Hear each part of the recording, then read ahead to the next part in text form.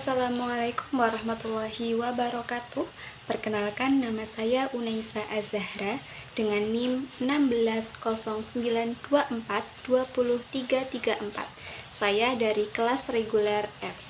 Di sini saya akan mempresentasikan tentang kedudukan bahasa Indonesia sebagai bahasa nasional dan bahasa negara. Langsung saja, slide yang pertama adalah latar belakang. Kedudukan bahasa Indonesia terwujud dalam Ikrar Sumpah Pemuda tahun 1928 dan Undang-Undang Dasar Republik Indonesia tahun 1945. Dalam pasal 36 UUD 1945 disebutkan bahwa bahasa negara adalah bahasa Indonesia. Sementara itu, melalui Sumpah Pemuda, Hari kedua Kongres Pemuda, para pemuda mengakui dan menjunjung tinggi bahasa persatuan bahasa Indonesia. Oleh karena itu, dapat disimpulkan bahwa kedudukan bahasa Indonesia terbagi menjadi dua, yaitu kedudukan bahasa Indonesia sebagai bahasa negara atau bahasa resmi, dan kedudukan bahasa Indonesia sebagai bahasa nasional atau bahasa kebangsaan. Oke, selanjutnya di slide yang ketiga ini saya akan menjelaskan peran bahasa Indonesia. Peran bahasa Indonesia telah menyatukan berbagai kelompok etnis ke dalam satu kesatuan bangsa Indonesia. Bahasa Indonesia sendiri telah menjadi sarana perjuangan kemerdekaan bangsa Indonesia, menumbuhkan dan memelihara rasa kesetiakawanan dan kenasionalan, serta membangun peradaban baru tentang bangsa Indonesia. Selanjutnya, saya akan menjelaskan beberapa peran penting bahasa Indonesia dalam kehidupan sosial dan kenegaraan. Di antaranya adalah yang pertama ini adalah peran bahasa Indonesia sebagai pemersatu bangsa.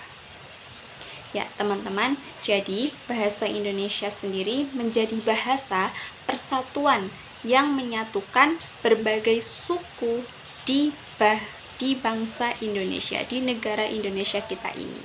Kemudian, yang kedua, tidak kalah pentingnya, peran bahasa Indonesia yang kedua adalah sebagai sarana komunikasi. Jadi, bahasa Indonesia digunakan untuk berkomunikasi antar daerah, antar budaya, dan antar individu. Yang ketiga, peran bahasa Indonesia sendiri adalah sebagai sarana kenegaraan. Jadi, bahasa Indonesia digunakan untuk keperluan kenegaraan seperti pidato, dokumen resmi, dan sidang kemerdekaan. Peran bahasa Indonesia yang keempat adalah sebagai sarana pengembangan kebudayaan. Ya, teman-teman, jadi peran bahasa Indonesia sendiri digunakan untuk mengembangkan kebudayaan, ilmu pengetahuan, dan teknologi. Oke, untuk peran bahasa Indonesia yang terakhir, yang kelima adalah sebagai perjuangan kemerdekaan, dan yang keenam adalah sebagai sarana untuk memperoleh pengetahuan dan teknologi.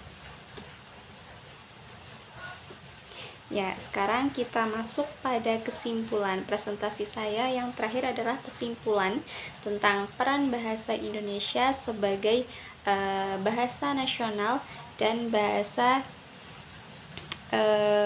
nasional dan bahasa bahasa nasional dan bahasa negara, seperti itu.